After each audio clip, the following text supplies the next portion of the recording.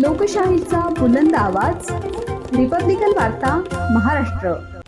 महापरिनिर्वाण दिनानिमित्त येवला येथे डॉक्टर बाबासाहेब आंबेडकरांच्या पुतळ्यास अभिवादन। समता बंधुतेचा संदेश देत येवल्यात मुक्तिभूमीवर महापरिनिर्वाण दिन साजरा। बातमी येवला येथून। महामानव भारतरत्न डॉक्टर बाबासाहेब आंबेडकर यांच्या महापरिनिर्वाण दिनानिमित्त येवला शहरात विविध ठिकाणी अभिवादन कार्यक्रम पार पडले। येथील doctor Babasaheb Ambedkar shopping centre येथील पुतळ्यास महिलांच्या वतीने पुष्पहार अर्पण करून भावपूर्ण अभिवादन करण्यात आले।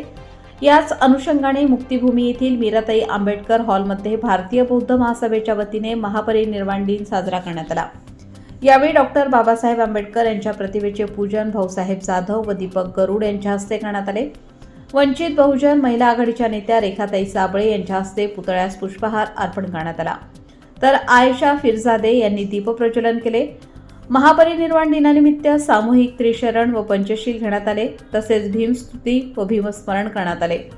मुंबईतील चैत्यभूमीप्रमाणेच येवला मुक्तिभूमी या ऐतिहासिक ठिकाणी देखील शांतता, बंधुता व एकोप्याचे दर्शन घडले।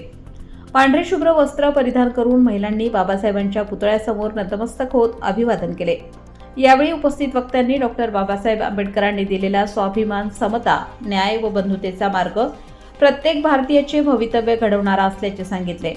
वंचित घटकांपर्यंत संवैधानिक हक्क पोहोचवण्याचा आणि बाबासाहेबांच्या विचारांवर ठामपणे चालण्याचा संकल्प या महापरिनिर्वाण दिनी व्यक्त करण्यात आला।